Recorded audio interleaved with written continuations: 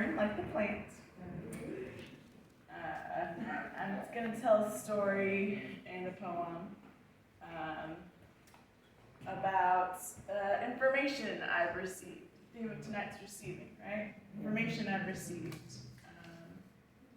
And then a gift I received, and then a responsibility that I've received. So I'm a 36-year-old Chicano and Apache native, originally from Santa Ana in California. And while I've lived coast to coast, I've lived in Tulsa off and on for about the last 20 years. If you're not familiar, Chicano is a social, political, ethnic identity label for Mexican American that integrates our indigenous roots with a call for resistance against the power structures that oppress our people, but not only our people. Famously, the Pachucos in the 1940s and 50s resisted the white power structures, and then the Brown Berets fought alongside the Black Panthers in the 1960s. But unfortunately, I didn't learn about the long legacy of resistance of my people from my own mother. Mi madre chose to align with whiteness for her own survival. I don't wholly fault her for that because I can understand. My mother is a dark brown, chronically poor, disabled, mentally ill woman, and people do what they do to survive. I get that.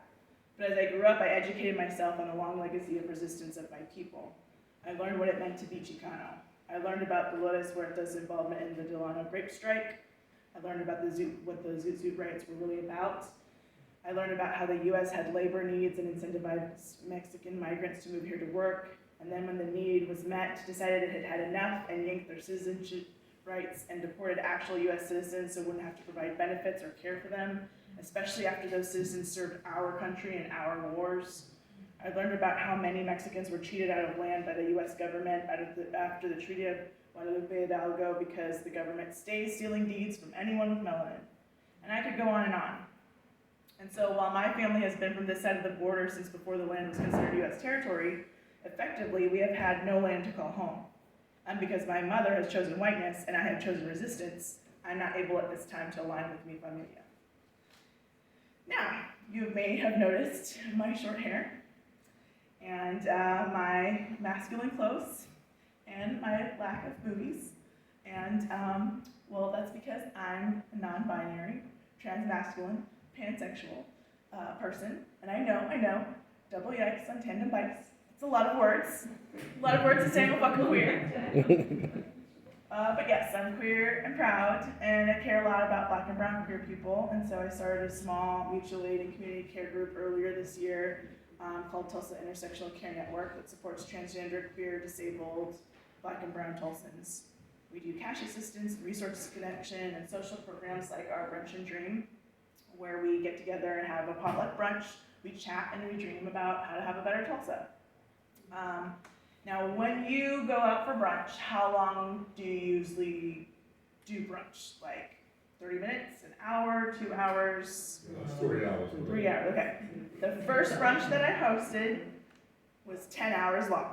Wow. And it included an impromptu open mic in my front yard where people were just, magic happened. Magic happened. It was a beautiful community building, just thing that happened with Black and brown queer people. So we just need spaces like that in Tulsa, and that's what I'm about, and that's what I'm helping to build, and I'm very excited about it. I also received the great honor this summer of being chosen to work as the executive assistant for Dr. Tiffany Crutcher at the Terrence Crutcher Foundation. Doing racial justice work on a 100-year-old still active crime scene, educating visitors that walk into the Greenwood Cultural Center about the work we do. This is not the trajectory I saw my life taking, but I'm beyond honored and grateful to do this work. And I hit the ground running at my job. On my second week of work, I was packing boxes and moving furniture out for Black and disabled residents of condemned apartments at Vista's Shadow Mountain. I sat in the day-long hearing for the City of Tulsa's motion to dismiss Justice for Greenwood's suit against the city, the Sheriff's Department, and all the current day entities that committed the atrocity of the massacre on Greenwood. And in that hearing, I heard the defending attorney say disrespectful and atrocious things to the 3 living survivors wheeled into that courtroom for their first day in court in 100 years. And one of the things I remember was the city attorney dismissively telling the judge about Mother Randall that it wasn't her house that was destroyed, it was her parents' house. The grievance wasn't done to her personally, so she didn't personally have a claim to stake in that suit. The fuck? I supported our team in September on the 5th anniversary of Terrence's murder, when we did a week full of activities culminating in a day of service that included a vaccine clinic and micro grants which Dr. Crutcher dispersed to 10 local Black-led nonprofits serving Black North Tulsa. I was in McAllister outside the prison waiting for the governor to announce his last-minute decision to spare Julius Jones's life. And I've met some truly amazing, beautiful, delightful, and wonderful people because of this job and the connections and relationships that Dr. Crutcher has cultivated, because of the work she has put in, because of who she is as a person. She is a delight, she is a joy, and it is a wonder and an honor to be around her, let alone to get to work for her. But I have to grapple with some things, and this is where the responsibility that I have received with this work. I have to grapple with the fact that a Black man was murdered. A big bad dude, they said, by a little white woman, and optics were everything to them, and they left no space for the real. She ripped a father, a brother, a son away from his babies, his sister, his parents, and now I, a brown queer person, like Aphrodite rising from the foamy sea, hold a job born out of a human rights atrocity.